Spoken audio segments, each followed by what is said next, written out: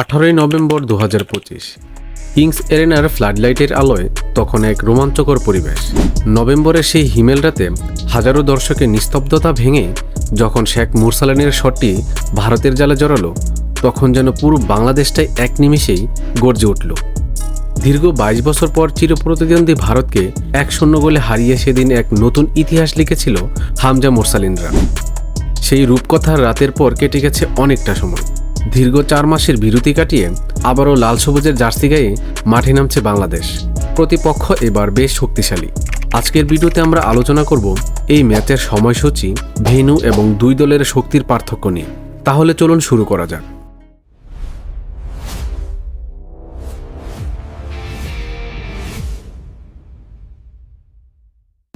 সবশেষ AFC Asian cup বাছাই পর্বের ম্যাচে বাংলাদেশ মুখোমুখি হয়েছিল চিরপ্রতিদ্বন্দ্বী ভারতের। সেই ম্যাচে শেখ মুরসালিনের একমাত্র গোলে জয় নিয়ে মাঠ ছাড়ে বাংলাদেশ। এই জয়ের ফলে ফিফা র্যাঙ্কিংয়েও 3 ধাপে গিয়ে 180তম স্থানে উঠে এসেছে আমাদের লাল সবুজ বাহিনী। 911 পয়েন্ট নিয়ে এখন বাংলাদেশের লক্ষ্য আরও সামনে এগিয়ে যাওয়া। তবে সেই জয়ের পর প্রায় 4 মাসের এক দীর্ঘ বিরতি কাটিয়ে এবার নতুন বছরের মিশনে নামছে কোচ হেভিয়ের ক্যাব্রেরার শিষ্যরা।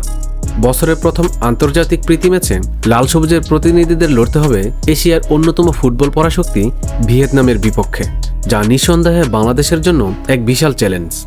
ফুটবল র্যাঙ্কিংয়ের বিচারে ভিয়েতনাম বাংলাদেশের জন্য এক বড় নাম।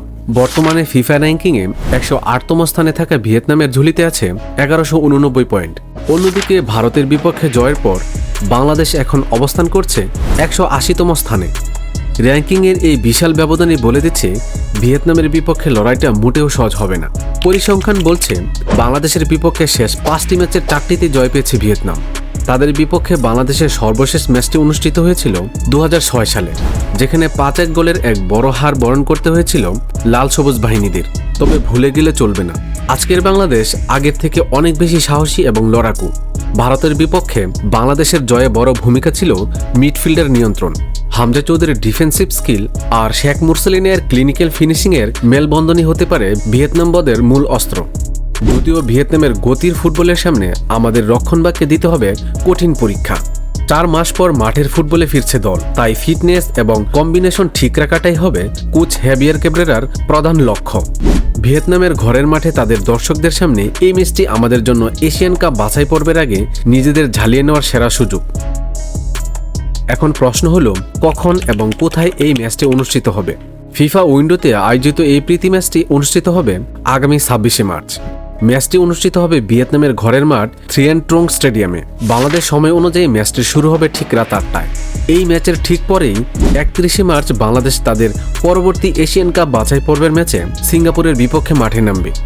তাই সিঙ্গাপুর ম্যাচের আগে নিজেদের ঝালিয়ে নিতে ভিয়েতনামের বিপক্ষে এই ম্যাচটি বাংলাদেশের জন্য অত্যন্ত গুরুত্বপূর্ণ।